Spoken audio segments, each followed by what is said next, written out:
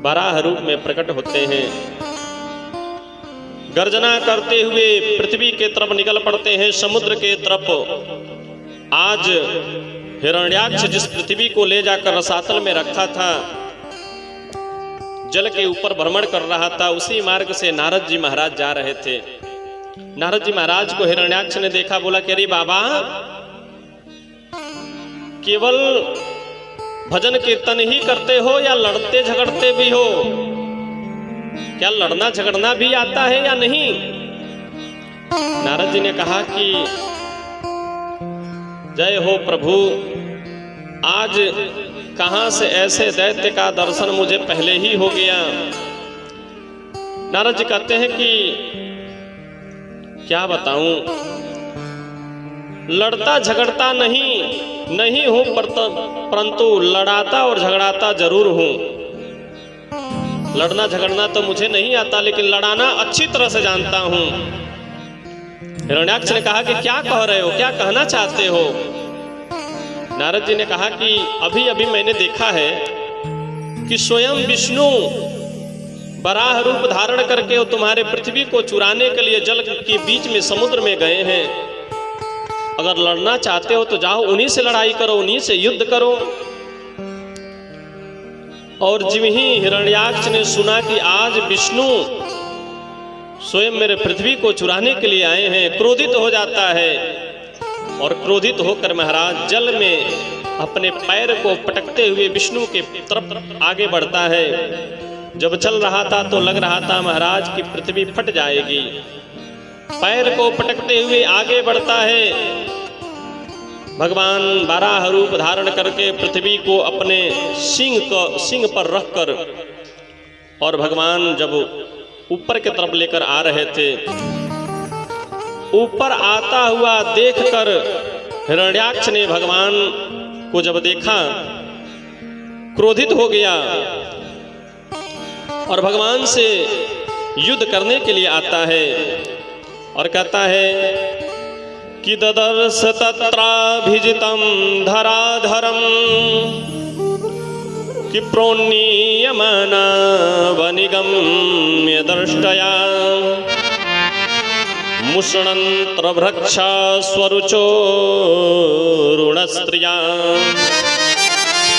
जहाचरो वनगोचरो मृगा। हिरण्याक्ष कहता है कि अरे ओ वनगोचर, मेरे पृथ्वी को चुराकर तुम कहां लेकर जा रहे हो? अब जब वनगोचर कहता है, भगवान ने कहा कि तुमने सत्य कहा कि सत्यम भयम वो वनगोचरो मृगा युष्मादिधिजान मृगये ग्राम सिंहान न मृत्यु भोजैरपसेर्मुक्तस्य वीरा विकथनं तव गृह्णन्त भद्र। तुमने सही कहा, मैं वन में विचरण करने वाला वनगोचर हूं, पर तुम्हारे जैसा मैं ग्राम सिंह नहीं हूं। संस्कृत में ग्राम सिंह जानते हो किसको कहा गया है? अपने ग्राम का शेर कौन होता है? गली मोहल्ले का शेर कौन होता है? गली मोहल्ले के शेर कुत्ते होते हैं। भगवान कहते हैं कि तुम्हारे जैसा मैं ग्राम सिंह नहीं हूं, मैं वराह हूं, वनगोचर हूं, वन में विचरण करता हूं, लेकिन तुम्हारे जैसे केवल अपने गली मोहल्ले में नहीं विचरण करता। मैं ग्राम सिंह नहीं हूं। तुमने सत्य कहा है। और जीव ही महाराज अपने आप को ग्राम सिंह शब्द से सुना, क्रोधित हो गया और क्रोधित होने के बाद भगवान से लगा युद्ध करने। भगवान से बड़ी घनघोर युद्ध हुआ। युद्ध होते होते भगवान के हाथ से गदा छूट गई और जब भगवान के हाथ से गदा छूट गई तो कहता है, करे मैं निठल्ले पर प्रहार नहीं करता, तुम जाओ पहले अपनी गदा उठाओ, उसके बाद मैं तुमसे युद्ध करूंगा। भगवान ने देखा कि अरे ये मुझे निठल्ला कह रहा है। भगवान को क्रोध आया और अपने दाहिने पैर के नख से गदा को स्पर्श किए, गदा उनके धाम को चला गया और भगवान को जोर से क्रोध आया और क्रोध में आकर एक थप्पड़ जिम ही घुमा कर मारे और हिरण्याक्ष का गोविंदाय नमो नमः, हिरण्याक्ष का वध हो जाता है। वध करने के बाद देवता लोग आते हैं, भगवान की स्तुति करते हैं कि नमो नमस्ते खिलवयंग्य तन्मये स्थितौ गृहीतामल सत्त्वमूर्तये दृष्ट्वा हतोऽयं जगतामरुन्धतो त्वत्पाद भक्त्या वयमेष निर्मिता। और सारे देवता लोग आकर भगवान की बड़ी सुंदर स्तुति किए, भगवान का क्रोध शांत हुआ। प्रेम से बोले बांके बिहारी लाल की जय हो, राधा रानी सरकार की जय हो। और देखिए हम सबके मध्य में विश्व हिंदू परिषद के प्रदेश उपाध्यक्ष माननीय श्रीमान पुरुषोत्तम मदेशिया जी का आगमन हम सबके कथा के मध्य में हुआ है। और साथ ही साथ उद्योग व्यापार मंडल के प्रदेश उपाध्यक्ष माननीय श्रीमान उपेंद्रनाथ त्रिपाठी जी का भी आगमन इस कथा के मध्य में हुआ है। भगवान सदैव ही कृपा बरसा कर रखें। और हमारे नगर अध्यक्ष जी के माध्यम से तो प्रतिदिन लोग आते ही रहते हैं, हमारे रमेश वर्मा जी के माध्यम से,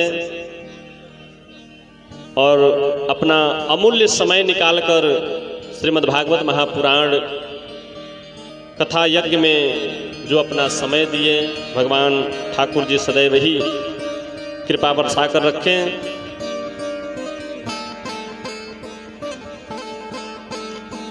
और इस प्रकार आज भगवान ने बारह अवतार धारण करके और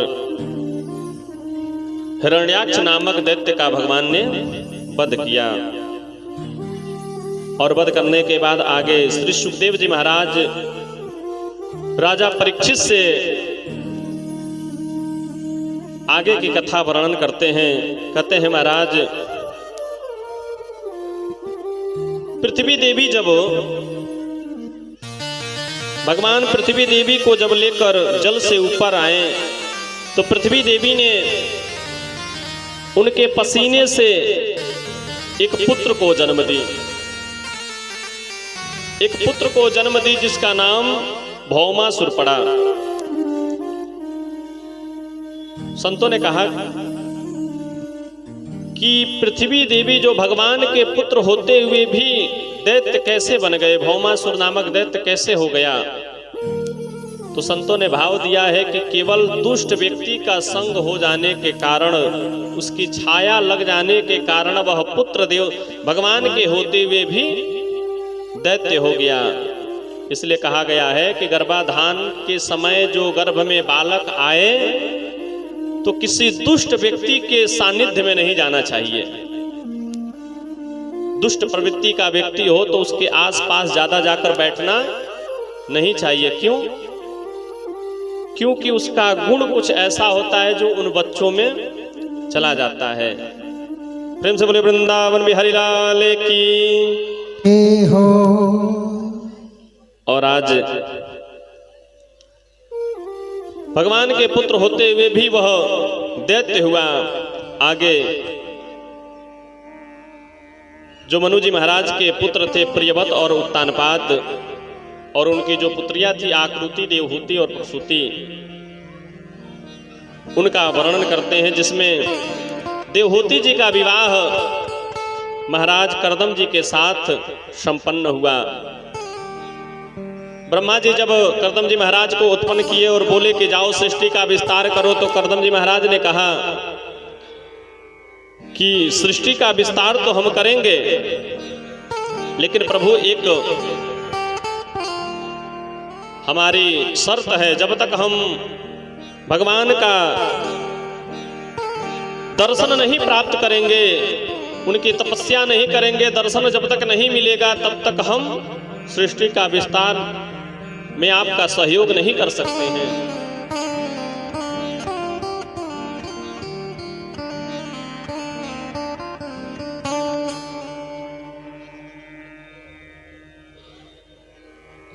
और आज व्यास मंच पर श्रीमान विश्व हिंदू परिषद के प्रदेश उपाध्यक्ष माननीय श्रीमान पुरुषोत्तम मदेशिया जी का आगमन एवं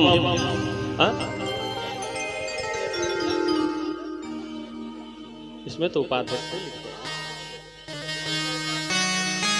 उद्योग व्यापार मंडल के प्रदेश उपाध्यक्ष माननीय श्रीमान उपेंद्र नाथ त्रिपाठी जी का भी आगमन आज भागवत भगवान की इस पावन कथा में।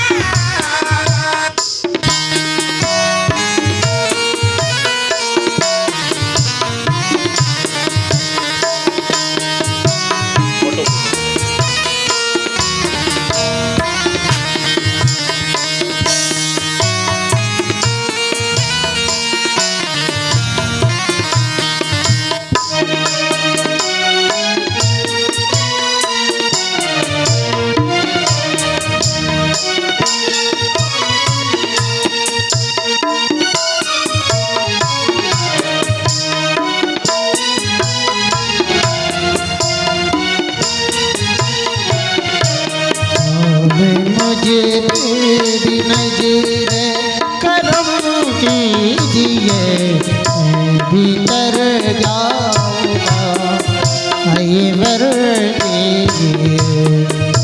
भीतर जाऊंगा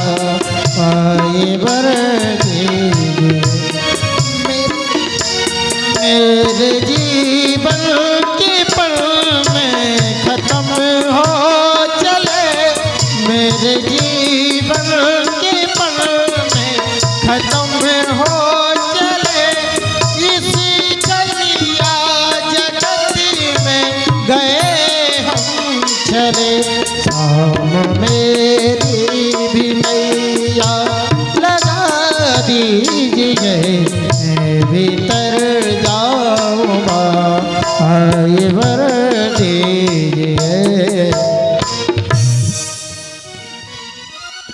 प्रेम से बोले वृंदावन बिहारी लाल की जय हो। और आज करदम जी महाराज ने कहा कि पिताजी मैं सृष्टि का विस्तार करूंगा, उससे पूर्व मैं जाता हूँ वन में जाकर भगवान की तपस्या करूंगा, भगवान जब मुझे प्राप्त हो जाएंगे तब जाकर मैं सृष्टि का विस्तार करूंगा। ब्रह्मा जी ने कहा कि ठीक है, जैसा आपका आदेश। करदम जी महाराज जाते हैं बिंद्र सरोवर के नदी के तट पर और जाकर तपस्या करते हैं, कठोर तपस्या में लग जाते हैं। और जब कठोर तपस्या करते हैं, भगवान उनके तपस्या से प्रसन्न हो जाते हैं। प्रसन्न होने के बाद भगवान आज स्वयं करदम जी महाराज के पास आते हैं। करदम जी महाराज को दर्शन देते हैं और दर्शन देने के बाद करदम जी महाराज जब भगवान को देखते हैं प्रसन्न हो जाते हैं। भगवान ने कहा कि क्यों, कुछ वरदान नहीं चाहिए? करदम जी ने कहा कि प्रभु अब तो मुझको कुछ भी नहीं चाहिए, आपका दर्शन मुझे प्राप्त हो गया, मेरा जीवन धन्य हो गया, मुझे कुछ नहीं चाहिए। भगवान ने कहा कि क्यों, जो पिता को वचन देकर आए थे क्या वह वचन पूरा नहीं करोगे? करदम जी कहते कि नहीं नहीं प्रभु, वचन तो दिया था, पूरा तो करना चाहिए, लेकिन आपका दर्शन हो गया तो अब इच्छा नहीं है। तो भगवान ने कहा कि क्यों, विवाह का वचन देकर आए थे कि भगवान जब मिल जाएंगे तो मैं आकर विवाह करूंगा, तो क्या विवाह नहीं करोगे? अब मन में तो हो रहा है कि विवाह कर लूं, लेकिन प्रकट नहीं कर पा रहे हैं। जैसे कि घर के जो बच्चे होते हैं, बच्चियां होती हैं, उनको यदि कह दिया जाए जब विवाह योग्य हो जाए, उनके सामने जाकर यह माता पिता लोग जब यह बात करते हैं कि अब तुम्हारा विवाह का समय हो गया है, विवाह कर देना चाहिए, तो बच्चे यही कहते हैं कि नहीं नहीं अभी हम विवाह नहीं करेंगे, अभी तो पढ़े लिखेंगे, अभी कुछ बनेंगे, उसके बाद विवाह करेंगे। उसी प्रकार करदम जी महाराज के अंदर तो विवाह की इच्छा है, पर ऊपर से प्रकट नहीं कर पाते हैं। भगवान कहते हैं कि मन मन भावे मुड़ हिलावे, मन में लड्डू फूट रहा है और अंदर ऊपर से कह रहे हो कि नहीं नहीं विवाह नहीं करना है। तब भगवान ने कहा कि कोई बात नहीं, आप विवाह के लिए तैयार हो जाइए। करदम जी ने कहा कि प्रभु विवाह के लिए तैयार होऊंगा, लेकिन एक और शर्त है, जब आप मेरा पुत्र बनकर आएंगे तो ही मैं विवाह स्वीकार करूंगा। भगवान ने कहा कि कोई बात नहीं, जब यह वचन है तो इस वचन को भी पूरा करूंगा, सो आप विवाह के लिए तैयार हो जाइए। परसों के दिन मनु जी महाराज अपने पुत्री देवहूति जी को लेकर आएंगे और उन्हीं के साथ अपने विवाह की याचना करेंगे, तो आप तैयार हो जाइएगा, विवाह कर लीजिएगा।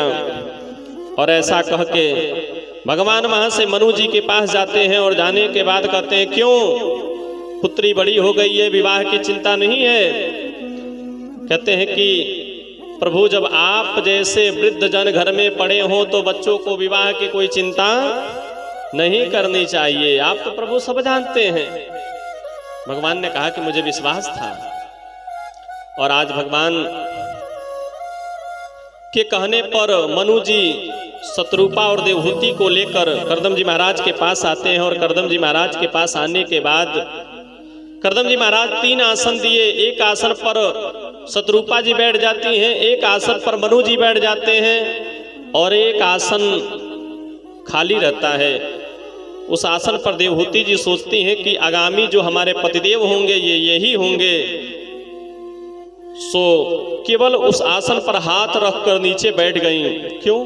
सोची कि यदि इस आसन पर बैठूंगी तो कहीं ऐसा ना हो कि पति के द्वारा सेवा कराया गया हुआ वह दोष मुझे लग जाए, सो मेरा जो पतिव्रत धर्म होगा वह नष्ट हो जाएगा। ये पहले की भावनाएं थी, आज का नहीं है। आज तो स्वयं पत्नियां अपने पति से ही बिस्तर लगवा रही हैं, है कि नहीं? पहले हमारी माताएं, आज भी लोग हैं जो अपने पुत्र के नाम से अपने पतिदेव को बुलाती हैं कि फलाने के पिता, फलाने के बाबूजी, लेकिन आजकल तो सीधे स्पष्ट नाम रखते हैं। पति पत्नी का नाम रखता है और पत्नी पति का नाम रखकर बुलाती हैं, लेकिन पहले नहीं होता था। अभी भी कुछ माताएं ऐसी हैं जो कभी कभी हम लोग जाते हैं ट्रेन में तो सामने 2-4 लोग को देखकर भोजन नहीं करती हैं, वैसे चली जाएंगी, लेकिन 2-4 लोग जब दिखेंगे सामने तो उनके सामने भोजन नहीं कर सकती हैं। इतना शर्म आज भी है, लेकिन आने वाले समय में हमको लग रहा है कि ये सब खत्म ही हो जाएगा, ये नहीं रहेगा। तो कहने का भाव है कि करदम जी महाराज जब आसन देते हैं, देवहूति जी उस आसन पर केवल हाथ रखकर नीचे बैठ जाती हैं, और बैठने के बाद मनु जी महाराज कहते हैं कि प्रभु हर प्रकार से ये जो मेरी पुत्री है उत्तानपाद और प्रेवत की बहन है और आपके योग्य है, आप मेरी पुत्री से विवाह कर लीजिए। करदम जी महाराज स्वीकार करते हैं, कहते हैं कि ठीक है विवाह करूंगा, लेकिन एक और शर्त है मेरा। क्या शर्त है? तो ब्रह्म विधि से विवाह करूंगा। कहते हैं ब्रह्म विधि से विवाह करेंगे? बोले कि हाँ मैं ब्रह्म विधि से विवाह करूंगा।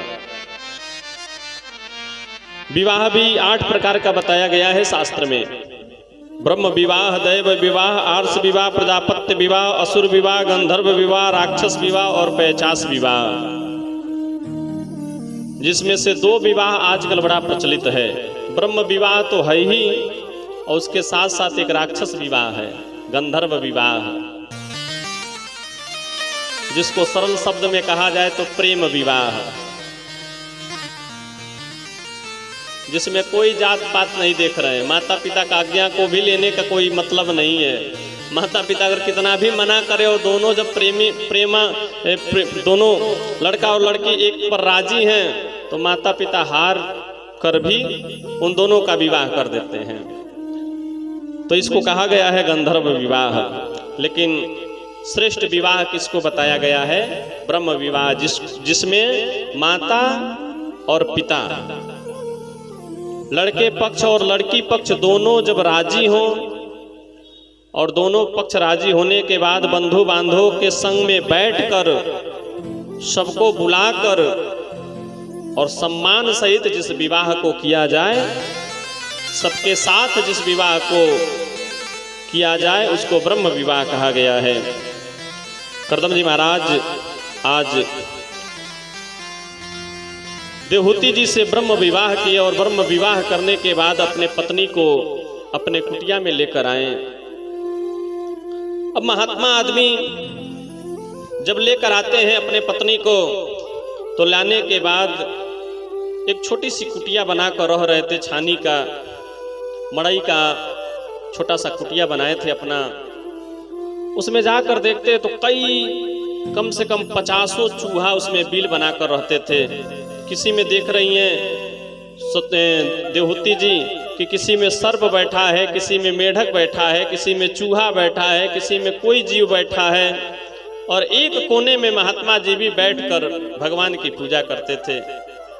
सो कहते हैं प्रभु यही आपका घर है, इसमें कैसे रहते हैं? इसमें सारे जीव जंतु हैं। एक कोने में देख रहे हो कि सर्प पड़ा है, एक तरफ चूहा पड़ा है, एक तरफ मेढक पड़ा है, एक तरफ कोई और जीव पड़ा है, और कैसे इसमें तपस्या करते हैं? तो करदम जी ने कहा कि सब मेरे घर को अपना घर समझते हैं, सो सब इसी में रहते हैं, और मैं भी एक कोने में रहकर और भगवान का भजन कर लेता हूँ। अब देवहूति मैया स्वीकार कर ली, बोली कि प्रभु जब आप इस प्रकार से रहते हैं तो मैं भी आपके साथ ऐसे ही रह लूंगी। और आज करदम जी महाराज समाधि पर बैठते हैं, और समाधि पर बैठने के बाद उनकी समाधि लग गई। विवाह करके जिस पत्नी को लेकर आए थे वो बेचारी बगल में बैठी बैठी देख रही कि पतिदेव तो मुझे लेकर आए, और लाने के बाद यहाँ समाधिष्ट होकर बैठ गए, समाधि लगा लिए। धीरे धीरे काफी समय बीत जाता है, बुढ़ापे का समय आ जाता है, और बुढ़ापे का समय आने के बाद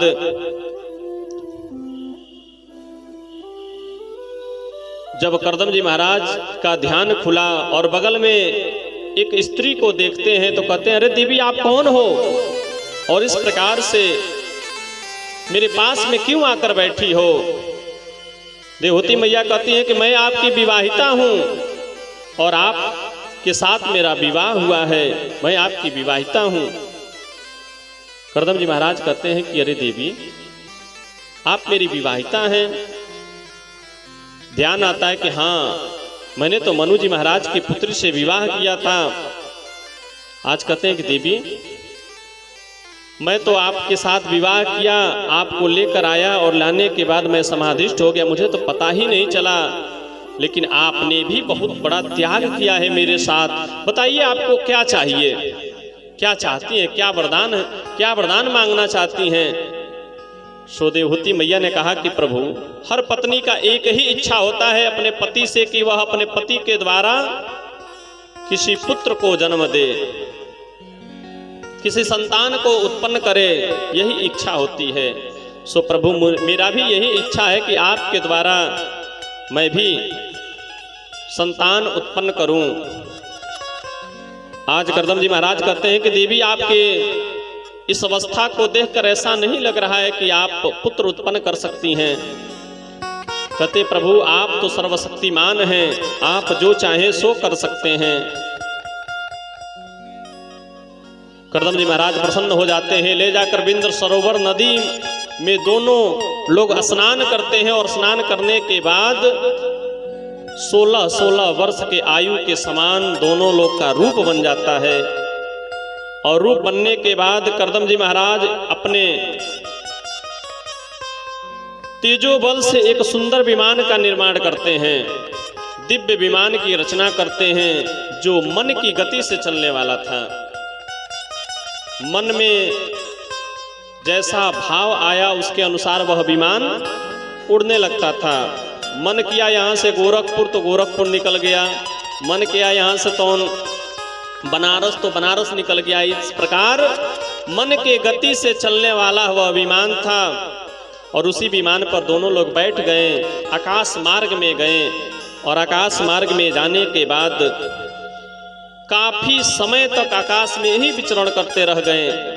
और उसी दौरान माँ देवहूति जी ने करदम जी के माध्यम से 9 कन्याओं को उत्पन्न की और 9 कन्याओं का विवाह ब्रह्मा जी के मानस 9 पुत्रों के साथ संपन्न हुआ, जिसमें से कहते हैं कि कला नामक कन्या मरीचि जी को ब्याही गई, अनुसुईया अत्रि जी को ब्याही गई, श्रद्धा अंगिरा को ब्याही गई, हविर्भ पुलस्त जी को ब्याही गई और गति को पुलह के साथ विवाह हुआ, क्रिया को क्रतु जी के साथ विवाह हुआ, ख्याति जी को भृगु जी के साथ विवाह हुआ, अरुंधति को वशिष्ठ जी के साथ विवाह हुआ और शांति को अथर्वा जी के साथ विवाह हुआ। 9 कन्याओं का विवाह ब्रह्मा जी के 9 बालकों के साथ संपन्न हुआ।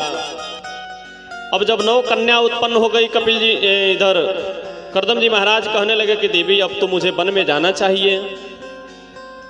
सो वन के तरफ जिम ही जाने के लिए खड़े होते हैं। देवहूति मैया कहती हैं कि प्रभु, आप तो चले जाएंगे, कन्याओं का विवाह भी हो गया, लेकिन बुढ़ापे का सहारा तो एक देकर जाइए। तब रुक जाते हैं। ध्यान आता है कि अरे, भगवान ने वचन दिया था कि मैं आऊँगा आपका पुत्र बनकर, और भगवान आए नहीं। भगवान वचन दिए हैं तो जरूर आएंगे। और आज करदम जी महाराज रुक जाते हैं। धीरे धीरे समय बीतता है। माँ देवहूति मैया गर्भणी होती हैं और समय आने पर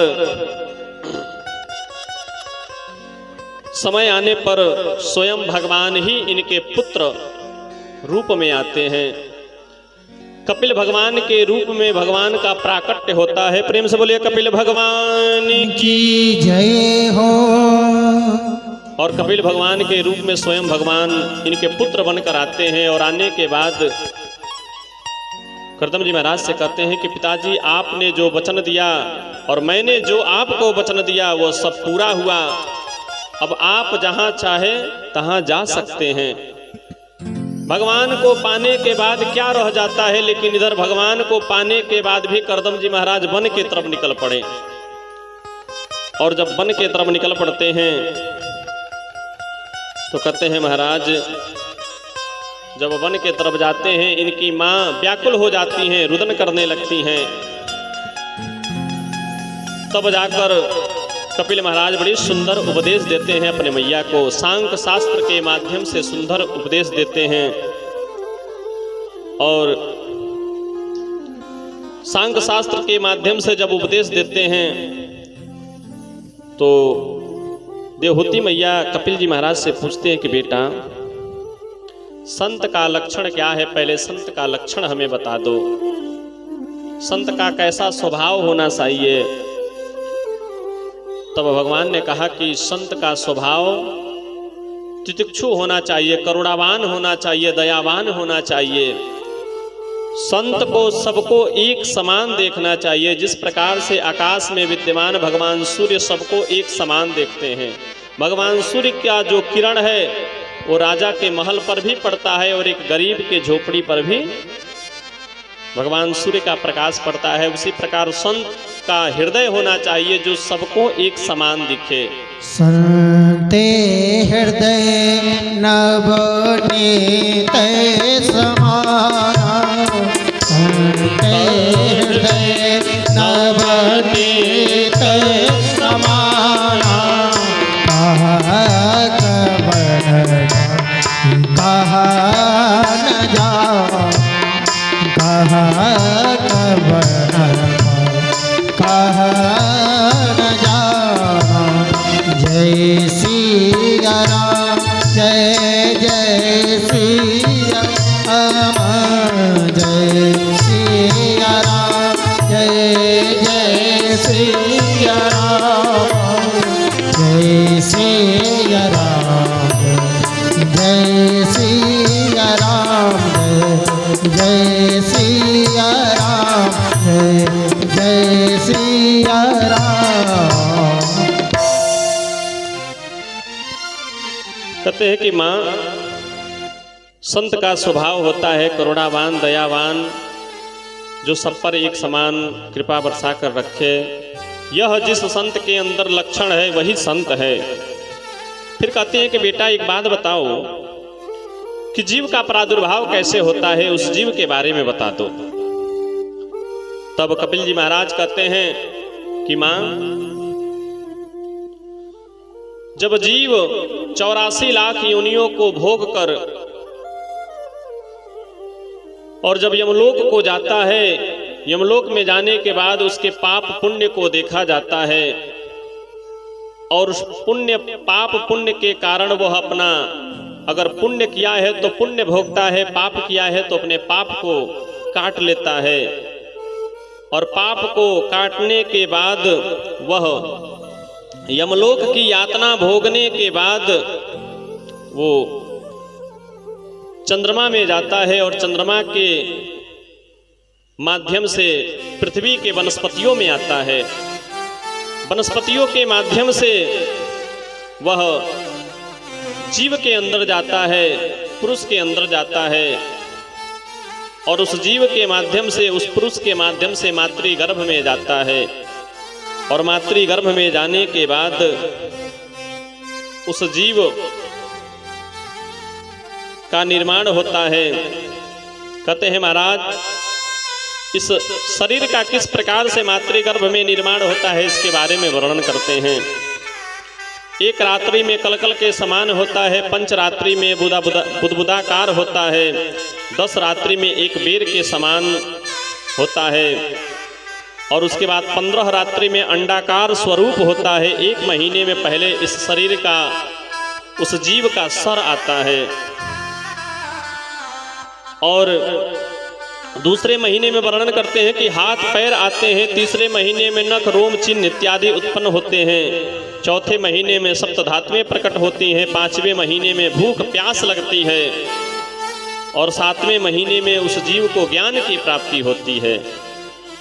इसलिए 7वां महीना जब किसी माताएं और बहनों के गर्भ में बालक पल रहा हो तो उस समय सुंदर उपदेश सुनना चाहिए, सुंदर ज्ञान सुनना चाहिए, सुंदर पुस्तकों को पढ़ना चाहिए, सुंदर सुंदर कथाओं को श्रवण करना चाहिए, जिससे उस जीव के अंदर ज्ञान की प्राप्ति होती है। उसके बाद कहते हैं कि 7वें महीने में ज्ञान की प्राप्ति होती है और 8वें महीने से वह भगवान को पुकारने लगता है। धीरे धीरे समय बीतता है और 9वें महीने के बाद भगवान से बार बार प्रार्थना करता है और उस जीव का जन्म होता है। वचन लेकर आता है कि हे प्रभु, मैं पृथ्वी लोक पर जाऊंगा तो केवल आपका भजन करूंगा। लेकिन पृथ्वी लोक पर आते ही जिस प्रकार से आकाश से गिरते हुए बारिश के बूंद पृथ्वी का स्पर्श पाते ही मैला हो जाता है, उसी प्रकार जीव जब अपने मातृगर्भ से बाहर आता है तो आने के बाद जो विष्णु की माया है उस माया में वह लिपट जाता है और अपने आप को भूल जाता है कि मैं क्या वचन लेकर आया था। पुत्र का जब जन्म होता है तो मुट्ठी बंद करके आता है, वचन लेकर आता है कि भगवान से कि प्रभु आपका केवल पूजा पाठ करूंगा। लेकिन जब यहाँ से जीव जाता है तो सब खोल कर जाता है, हाथ खुल जाता है कि मैं यहाँ से जा रहा हूं तो अब कुछ लेकर नहीं जाऊंगा तो क्या जाएगा मेरे साथ? उसका अच्छा कर्म। अगर कर्म किया है तो उस जीव के जाने के बाद भी व्यक्ति उसका नाम रखते हैं कि भैया फलाने आदमी बहुत अच्छा था, वह व्यक्ति बहुत अच्छा था, बहुत उसका स्वभाव बहुत सुंदर था, तो उसका केवल एक नाम ही रह जाता है।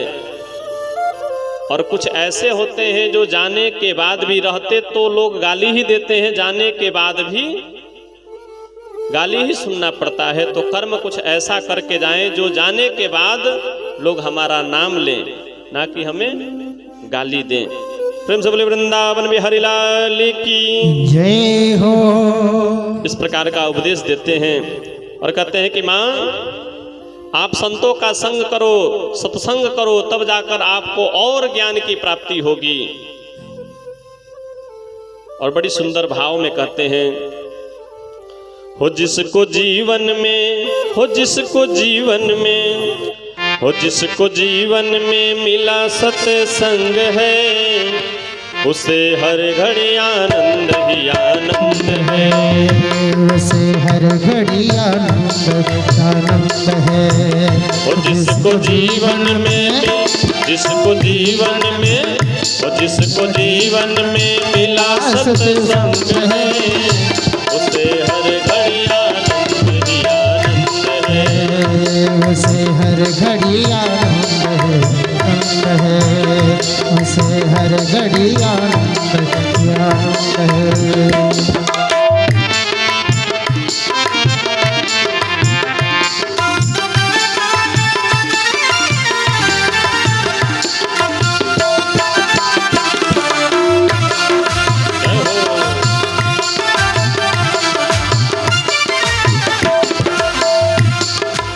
और कहते हैं किसके जीवन में आनंद है? जिसके जीवन में हरि से संबंध जुड़ गया हो, भैया वो तो हमेशा प्रसन्न ही रहता है। कहते हैं ना, कोई तन दुखी कोई मन दुखी, कोई धन बिन रहत अनेक, कि कोई तन दुखी कोई मन दुखी, कोई धन बिन रहत उदास, थोड़े थोड़े सब दुखी सुखी राम के दास। भगवान के जो भक्त होते हैं वो सदैव ही प्रसन्न रहते हैं। इसी भाव को कहते हैं कैसे? हो जिसका हरि से, हो जिसका हरि से जोड़ा संबंध है, उसे हर घड़ी आनंद ही आनंद है, उसे हर घड़ी आनंद है।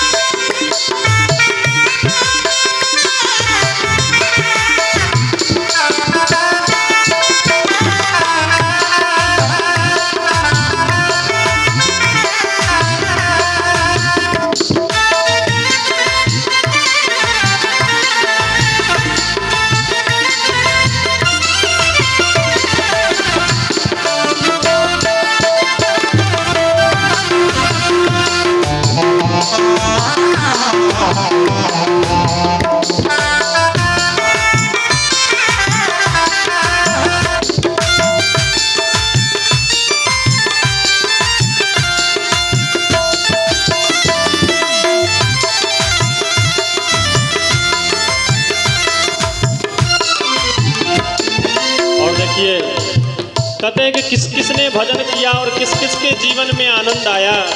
तो साधक कहता है, हो तुलसी मीरा कबीरा ने गाया, सूरदास ने दर्शन है पाया।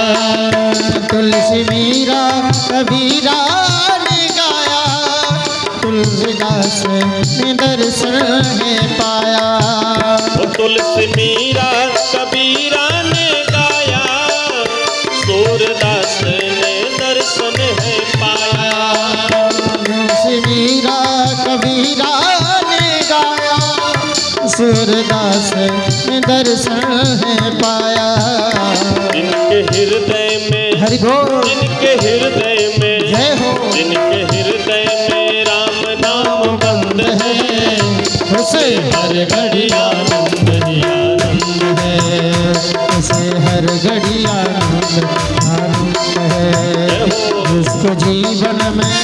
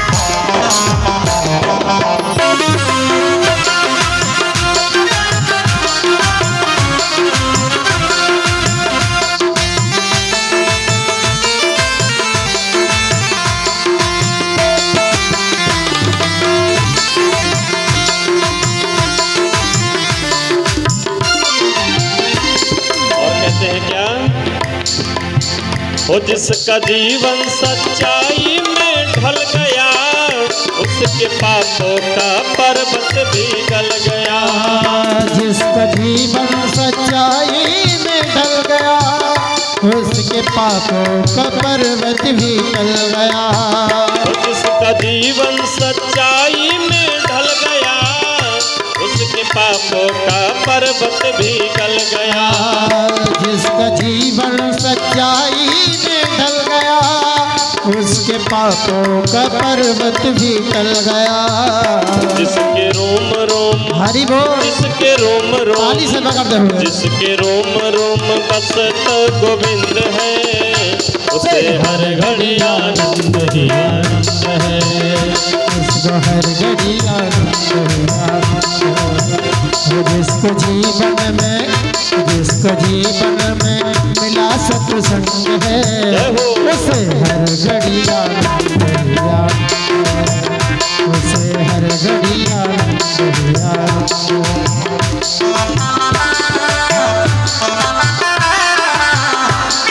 वृंदावन बिहारी लाल की सभी लोग मीठी मीठी तालियां बजाते हुए हरि ओम।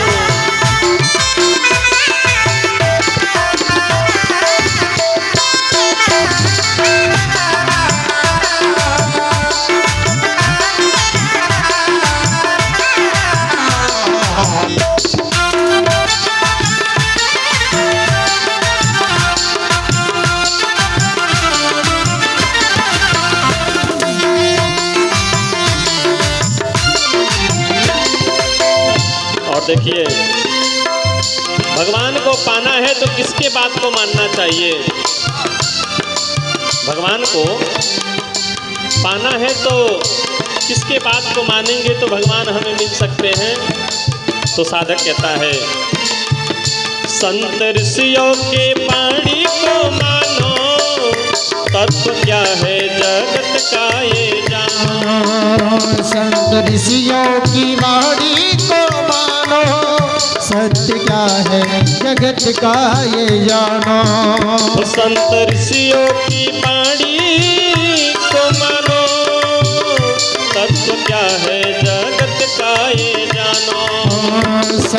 ऋषियों की वाणी को मानो, सत्य क्या है जगत का ये जानो। उसका 84 हरि बोल, उसका 84 जय हो।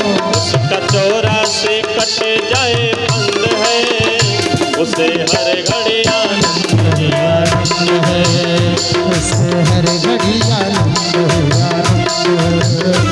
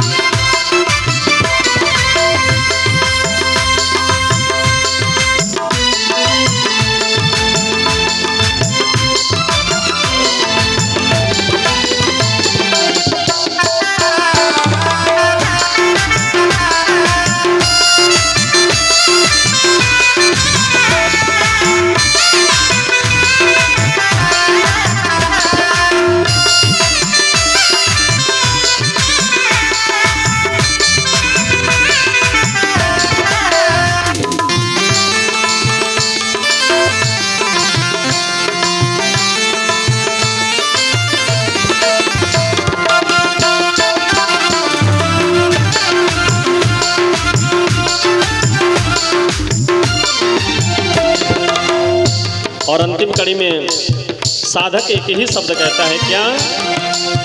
तो स्वर्ग जाने की इच्छा नहीं है, मुक्ति पाने की इच्छा नहीं है।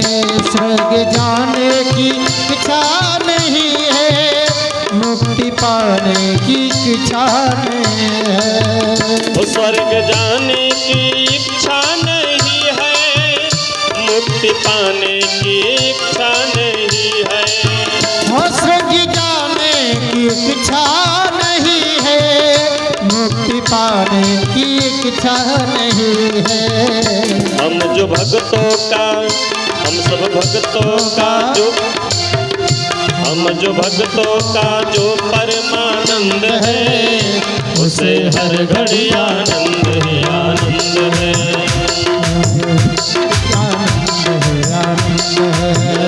जिसको जीवन में, जिसको जीवन में, जिसको जीवन में मिला सत्संग है, उसे हर घड़ी आनंद ही आनंद है।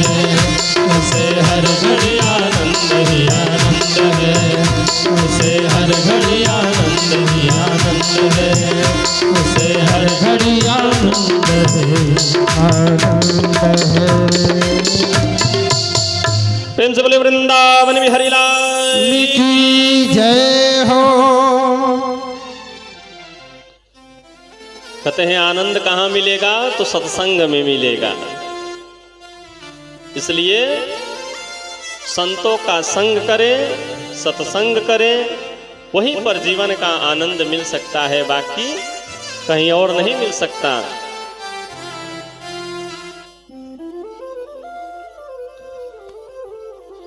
तो इस प्रकार भगवान जो कपिल भगवान है अपने मां को इतना सुंदर उपदेश देते हैं कि उस उपदेश के माध्यम से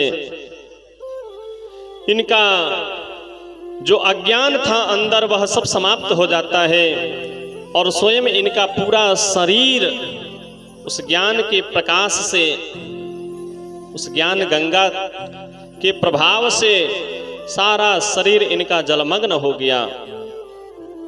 इस प्रकार श्री सुखदेव जी महाराज ने राजा परीक्षित को कपिल भगवान की जन्म की कथा श्रवण कराए। प्रेम से बोले वृंदावन बिहारी लाल की जय हो। आगे